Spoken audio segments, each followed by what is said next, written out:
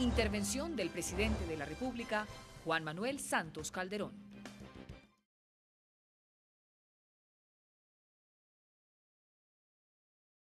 Colombianos, buenas tardes. Hace unos días confirmé que habíamos avanzado en unas reuniones exploratorias en el exterior con representantes de las FARC. Dije que un proceso para terminar el conflicto en mi gobierno solo sería posible si este sigue tres principios. Aprender de los errores y aciertos del pasado para no crear falsas expectativas. Lograr efectivamente el fin del conflicto, no su prolongación, y no ceder un solo milímetro del territorio nacional. Hoy les quiero anunciar que estas reuniones exploratorias han culminado con la firma de un acuerdo marco entre el Gobierno Nacional y las FARC, que establece un procedimiento, una hoja de ruta para llegar a un acuerdo final que termine de una vez por todas esta violencia entre hijos de una misma nación. El acuerdo lleva el nombre de Acuerdo General para la Terminación del Conflicto y tiene su origen en unos canales que había establecido el gobierno anterior y que nosotros retomamos y continuamos. Las conversaciones exploratorias realizadas de manera directa y con toda discreción se llevaron a cabo durante 6 meses en La Habana, con el acompañamiento de Cuba y Noruega, después de año y medio de trabajo preparatorio. En ellas se construyó una visión compartida del fin del conflicto y se acordaron el propósito, la agenda y las reglas de juego de un proceso que debe ser serio, debe ser digno, debe ser realista y debe ser eficaz. Luego de estas conversaciones exploratorias, tengo la convicción de que estamos ante una oportunidad real de terminar de manera definitiva el conflicto armado interno. Se trata de un camino difícil, sin duda, muy difícil, pero es un camino que debemos explorar. Cualquier gobernante responsable sabe que no puede dejar pasar una posibilidad como esta de acabar con el conflicto. Eso sí que lo entienden las millones de víctimas.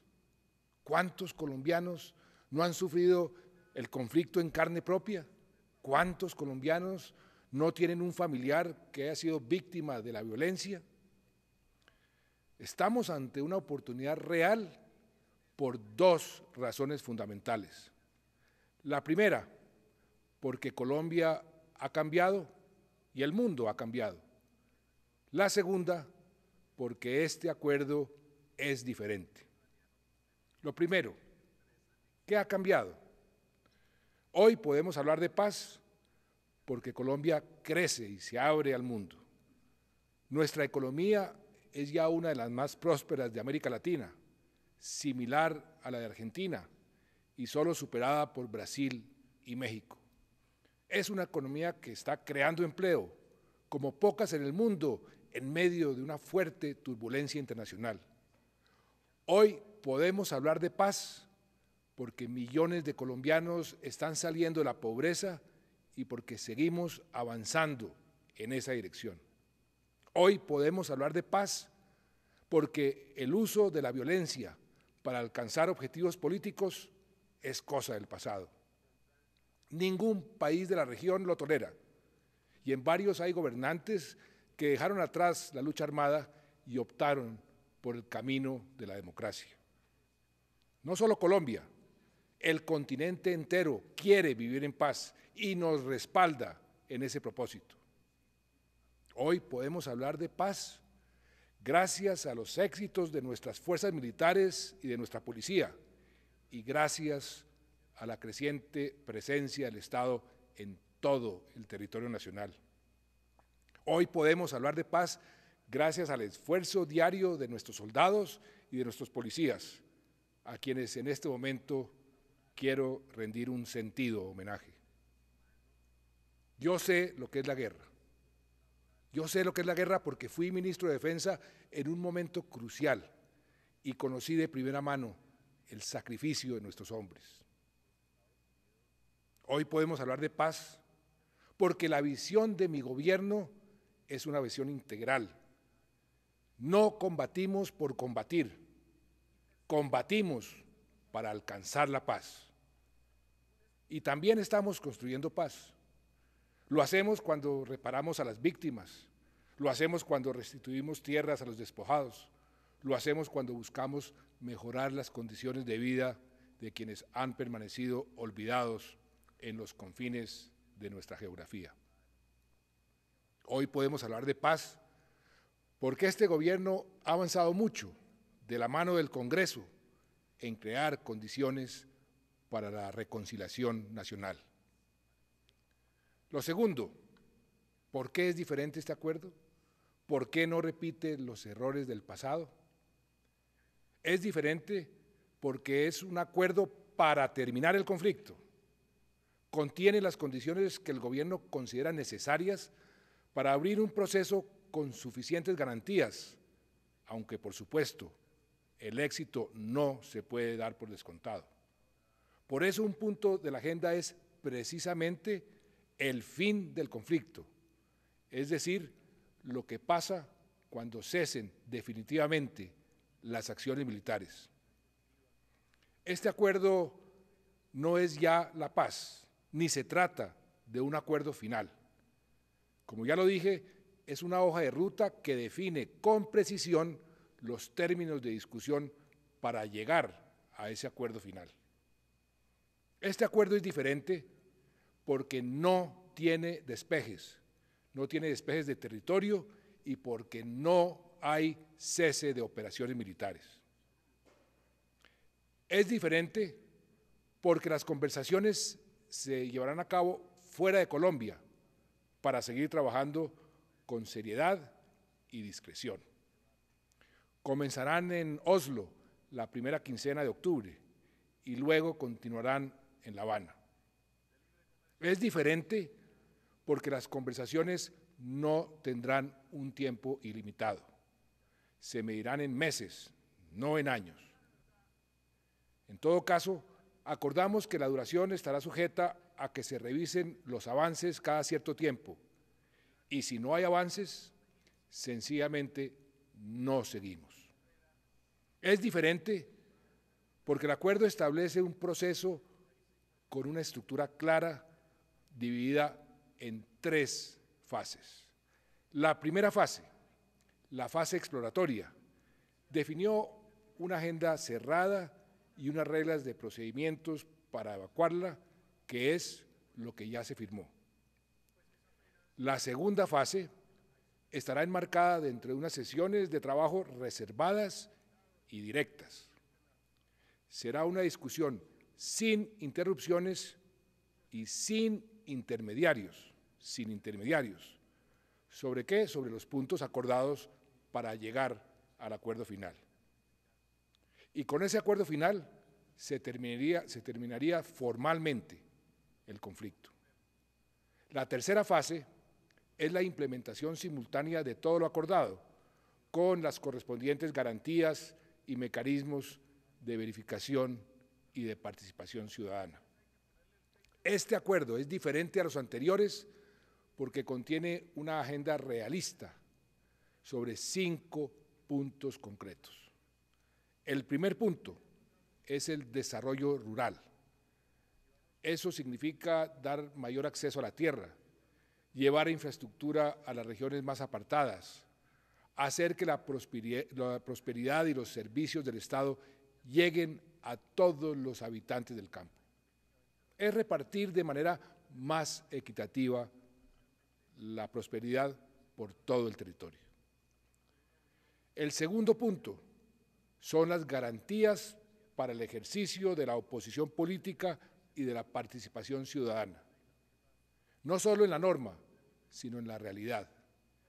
Es decir, que quienes disientan y protesten lo hagan sin temor y que se rompa para siempre el lazo entre política y armas. El tercer punto es el fin mismo del conflicto armado. Esto incluye la dejación de las armas y la reintegración de las FARC a la vida civil, junto con todas las medidas del gobierno para dar garantías al proceso de terminación. El cuarto punto es el narcotráfico, que tanto daño le ha hecho y le hace a nuestro país. Si este proceso contribuye a que se combata con más efectividad este negocio ilícito, eso por sí solo sería un gran avance. Y el quinto punto son los derechos de las víctimas.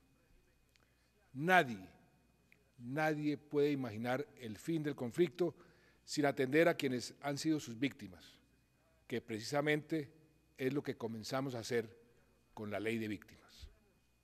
Satisfacer los derechos de las víctimas es una obligación de todos.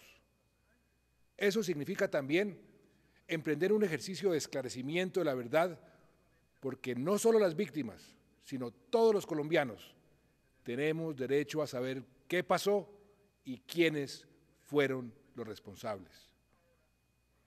Todos estos puntos tendrán su correspondiente verificación y en su conjunto constituyen una fórmula integral para la terminación efectiva del conflicto y para avanzar en la construcción de una paz estable y duradera.